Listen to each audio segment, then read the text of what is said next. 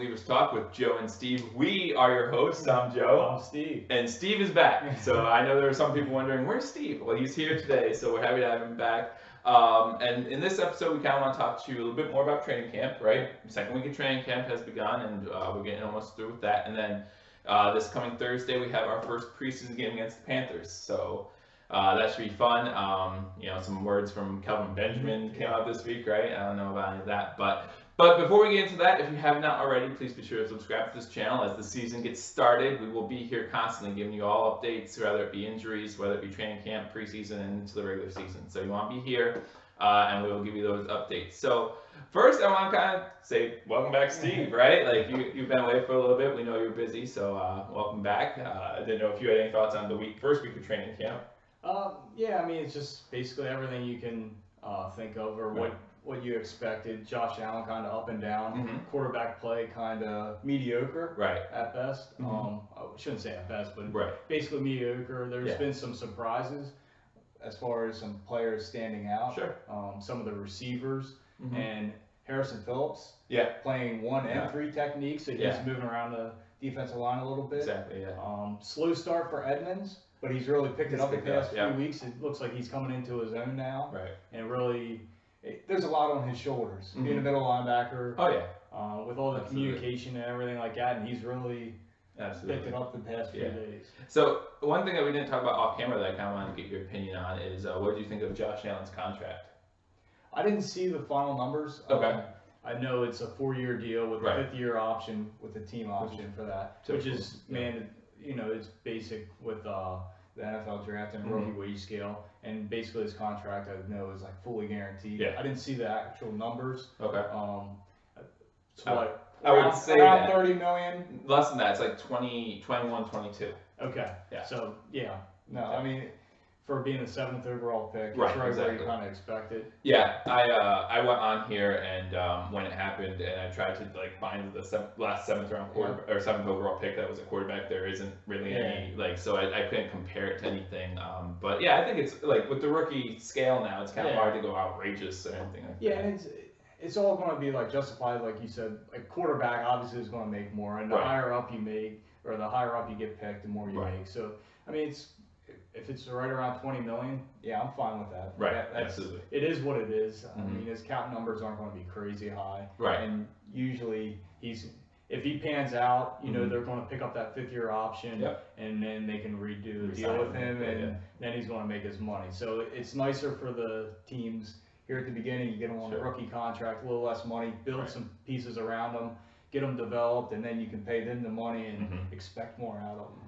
Hopefully we do sign him to a long contract down the road, right? Because that means good things for us. Now, what I did like about the contract knowledge is, so his first year, his base salary is only $480,000, which is I think is awesome for us with our salary cap. And then it goes his 4th year, I think he's making $3.2 million. So it kind of increases. It jumps. And so I think that's nice for us because, like I said, with the salary cap this year, it kind of doesn't hamstring us. So I thought that was nice. That was probably my biggest takeaway.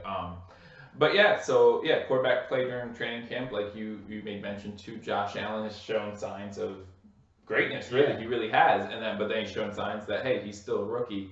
One of my favorite things about this so far in training camp is when he threw the interception in week 1 to Trey White. He actually then went to Trey White right after and said, "What did you see? How can I improve?" And I really liked that. I didn't know if you had any comments on that kind of stuff. I mean, that's something you want to see out of your franchise quarterback. He's trying to pick somebody's brain. Trey White's a good corner. He's just trying to figure out what he saw, and Trey White said, "I read your eyes." So now that's something that he has to work on. The big thing with Allen is his footwork. If he gets his footwork right, he looks unbelievable. I actually just saw, I didn't see the video yet clip. I saw as we were getting ready for this video that I guess yesterday in training camp he had a rushing touchdown. So I want to kind of see how that looked to see what he's doing. I did see that. It was kind of impressive, but then again, most of the time he's going up against the 3rd stringer. He's not going up against, the better guys. So I take it kind of with a grain of salt. He does look good, but I want to see him in action, and then when he's up against the 1st stringers or something like that. And it'll be a little while till he's up there. In preseason at least. Moving down the list, the next battle we have is the wide receivers in training camp. I don't know what you've heard. Who you like as far as wide receivers go? Robert Foster and Camp Phillips. Right. And we even said Rob Foster would probably have a good camp because of the ball system, right? Coming from Alabama. Yeah. And Cam Phillips is, those two, the undrafted free agents, have actually outperformed the drafted receivers, McLeod and Pro. Right. The guy who I really like, and I liked him last year and he got injured, Rod Streeter. He impresses me. Okay. So, I mean, I think he has an inside track to maybe get the number 2 position. Okay. It'll kind of be a battle between him and Jeremy Curley. Sure. Obviously, you have Zay Jones thrown in that mix, but with him being injured right now, it's those two fighting it out. Absolutely, yeah, because I did see that Zay Jones is actually at practice, and he's doing like some individual stuff, like individual drills, right? Yep, he's working out on the side, doing some running, on some bikes and stuff like that. They say he's close. Okay. I don't know how close. Right, what's close, yeah. Yeah, unfortunately, one thing that I like about Coach McDermott most of the time, but really leaves us in the dark, is how much he doesn't give us as much information as maybe we would like sometimes. But yeah, I'm not sure what to make of the whole Zay Jones situation. Yeah. Well, and it's in training camp and preseason now, so they don't technically have to list injuries. Right. They will going into the games. Right. But as of now, they don't have to list injuries and tell exactly what's going on. Right. Yeah, and from what we've heard about Pro, he's making a lot of drops actually, and he's not looking as good as we were hoping that he would look. So we'll see what happens. But I mean, everything changes when it comes to game time, right? And Thursday's the first game, so hopefully we'll see more from him in that position. Next is the nickel corner. We have a little bit of a competition there as far as Gaines or Johnson, right? Yep. Gaines or Johnson. So anything you heard about them two? Anyone stepping up? Yeah, it'll most likely be Philip Gaines. Okay. Tyrod Johnson has looked impressive. He's more of a thumper. They also they do like a big nickel package. Right. They moved Raphael Bush, who's a safety, down to nickel. Sure. So that's something to kind of keep an eye on, but I believe it'll be Gaines mostly in the nickel. If they go to a bigger package, maybe against the Patriots with Gronk, maybe they move Raphael Bush down. Sure. So that's something that. So then we'll have kind of like Bush as a corner, then we'll still have our 2 safeties back there, and then and then maybe with Gronk, hopefully we got a linebacker who can stick with him a little bit more too. Yeah, so that's gonna be a fun thing to see if we get to. I didn't actually think about that matchup, but it'd be nice to see Jermaine Edmunds. Absolutely, that'd be great to see. So, and then going down the list of things we want to talk about, Shaq Lawson. You know, up and down with really Shaq Lawson. Going into minicamp, everyone was excited to see what he has, and then recently it hasn't been so good. I don't know what you've been hearing. Yeah, him and Trent Murphy are fighting for a job, and it looks like Trent Murphy has the inside track for that.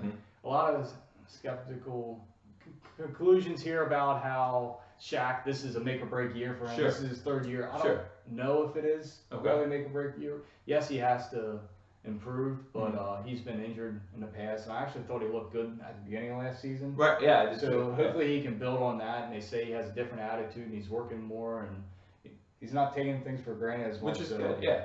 Yeah, I just remember, like, I read something from Mike Brodock, who's the Buffalo Bills announcer for ESPN, saying that he thought Shaq Lawson could be traded, and that's after that I haven't heard anything about that. So it's kind of like, I don't know. I think he'll at least be around this year. I mean, again, you can't really help injury all that much, and so hopefully he does better. The thing I like with Shaq is you can play him inside or outside. He's mostly a defensive end, but if you get his nickel package, you need to rush defensive tackles, bring him in, give one of the guys a breaks, because at defensive tackle we do have Kyle Williams, obviously, Starla Tuilei. Those two guys aren't really pass rushers. Yeah. So now you get a fast guy inside there, and you could maybe be like the Giants when they had that nice lineup. Defense, yeah, and we've seen like just last week during week 1 training camps, we released 2 of the defensive tackles. Pelapoy, I believe his name is, and the guy we got from the Giants, how do you say his last name? Ziggy or something. Whatever it is. So we released them. So maybe that's some place where Shaq Lawson can actually step in. And make a difference there. They did sign Ryan Russell, defensive end. So they're trying to build that defensive line. Right. Yeah, when I did the breakdown videos, we talked about the defensive line was really, on the defense at least, that's our weakest point. And we even did that going into the draft. We talked about the defensive line, we really need to amp that up. So, I mean, I can't imagine how good, if our defensive line is good, how much better our corners and safeties will look going into the season. So, then we have the center battle between Groy and Bodine. last I heard, Groy looked like, I mean, they're alternating each day, but Groy looked like it might be his job. I don't know what you heard anything differently. Yeah, I was thinking, I mean, it's kind of up in the air. They're both kind of very similar. I did see, I think the first day of training camp, they had Bodine starting. So if you read something into that, maybe Bodine. But they kind of rotate back and forth. Every day. Yeah, there's not much into that. They're very equal, and the good thing is, I kind of feel like Bodine would get that center job. Sure. And then Groy would be the, guard / center backup. Sure. Yeah. The thing about Groy and Bodine, which I actually really didn't know, Bodine, he's really a center. Like that's and with Groy, he can play guard or center. So that might actually work in Bodine's favor, where hey, you're both good. And we'll work in Groy's favor too, probably, but Bodine's like, okay, you need to be the starting center because you don't play guard. Where Groy, we can switch to guard, and then he can be the backup center if needed. Here's another thing to look at too. Your guards now, your starting guards, projected here now is John Miller, which I like John Miller. Okay. I think he's going to take a step up this year because they're going to go back to more of a ground and pound. Sure. And then you have Dukas. Okay. And Dukas has not looked good in the training camp. Right. Correct. Last year, I didn't think he was like hit or miss. I wasn't a huge fan of him. Right. We'll see here in this preseason how he does. But maybe Groy, if he loses out in that center battle, he becomes a guard. He becomes a guard, and that will, I think that will only improve our line anyway. So, like you said, so I look forward to that either way. And then we we talked about Trent Edmunds already, but let's talk about him a little bit more in the defense as a whole, right? Because he's learned that middle linebacker position. He's a lot of communication there, so I know you've been hearing about that. Yeah, I mean, he's been picking everything up. I think LaShawn McCoy, there was a reporter after a play that he picked off pass, and the McCoy heard the reporter talking about him. He said within 2 years he'll be the best player in the league. McCoy says a lot of things. Right. Whether you believe it or not, I mean, it is what it is, and you want to build up your teammates. Yeah, absolutely. Edmunds has been a stud. So. Yeah, Edmunds picked up McCoy out of the backfield and intercepted it. Now there was a defensive penalty, I guess, on the play, so it didn't even count. But still, the defensive penalty was away from the ball, so that's still showing you that he could cover McCoy out of the backfield, and that's something that I think that's something that we really need. We've had linebackers in the past who weren't really that great with their, you think about Humper, you think about Alexander, just not the greatest with coverage. And now we have that, hopefully with Milano and Edmunds in there. The good thing is Edmunds and Milano are hanging out a lot together. Okay. What I've been hearing, they're kind of getting pretty close. Good. So that makes the connection on the field a little better. Absolutely. We're looking for Milano to obviously take a step up this year too. He came in and was a surprise last year. Right, so absolutely. If he can take a step up, Edmunds can be the captain of that defense, get everybody in position, and show his athletic talent that he has. It would be a nice duo there. Yeah, absolutely. So that's all we've been hearing at training camp. Now we want to kind of talk about this Thursday. It's going to be our first preseason game against the Panthers.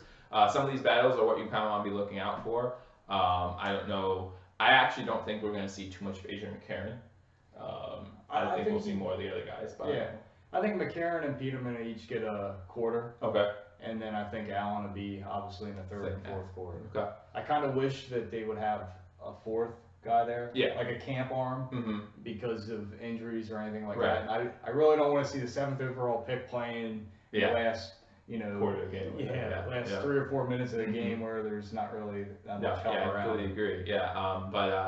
I think we both kind of said we both think AJ McCarron will be our starter going into week 1. So you don't want to spend him out there too much and then have him get hurt. Although then Josh Allen would be our guy at that point, right? But we obviously don't want anyone getting hurt. Other battles, we have the wide receiver position. We talked about that. What do you think about Jeremy Curley? Yeah, to me, he's always been a slot guy, and I've known him from being at the Jets, and that's where most people kind of know him. Sure. He did play with the 49ers for a year or two.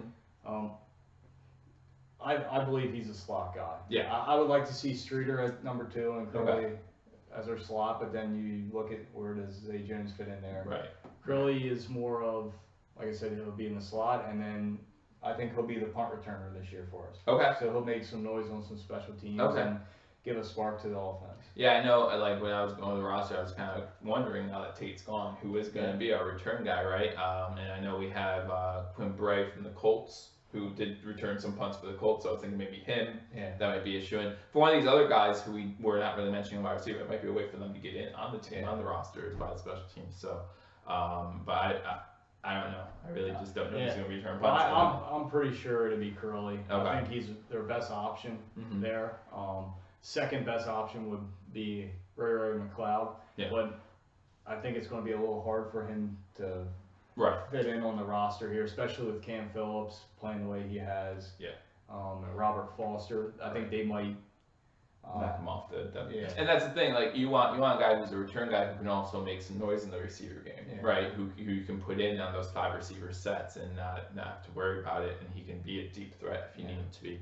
The center battle will continue to be ongoing, and I kind of feel the same way you do about quarterback at center too. Like I wish we had a third guy to throw in there. Like I would hate to see us take, and we all know how often offensive linemen get hurt, right? So I would hate to see Groy Bodine go down in the season, and so I don't know what to make of that though, because do we say that the person who starts the preseason game is the guy who's our starter, or is it the other guy? That's what I'm anxious to see. I'm anxious to see who actually does come out and plays most likely the first half. Yeah.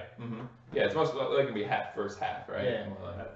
I believe they do have like a third guy who just like rotates in. Okay. But he'll probably play, the fourth quarter or something like that. Sure. But whoever starts out, I think is going to play at least a quarter and a half to the full half. Okay. Sounds good. And then we talked a little bit about the QE battle. We think McCarron will be in for a quarter, you think, and then Peterman, and then Josh Allen for the second half. Which, if you're a Bills fan, it gives you a reason to stick around for the second half of the game, right? Absolutely. I don't see for Carolina's side, I don't see Newton starting. I don't see McCaffrey, like the big name guys. Yeah. For us, like I don't see McCoy starting or playing in the game. If he does, he's getting one carry and taking it. Right, exactly. It's gonna be like one series. Okay, you're done. Same thing with Calvin Benjamin. I don't see him really getting too much time. And to be honest, I'm not sure. So Nick O'Leary went down with injury in the first week of training camp, so I don't think he'll see much time. But we'll get more into that when it gets closer to the game. I'll look into that too, and we can talk about that maybe. But we just want to get on here, kind of update you second week of training camp, and we also wanted to say about the game coming up. The season's coming, guys. We're excited. I think it's 34 days away to opening kickoff or something like that. So we're very excited. I didn't know if you had anything else you wanted to add. That's about it. So like I said, if you are interested in Bills stuff, keeping you updated, we're going to do that right here. Every signing, every release, we'll have you updated. We're getting excited. It's almost here. Subscribe, like or dislike this video, turn on the notifications. But till next time, go Bills. Go Bills.